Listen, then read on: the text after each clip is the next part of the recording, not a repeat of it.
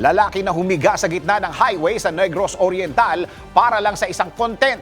Humingi ng tawad. Naritong newscoop ni Maine Barreto.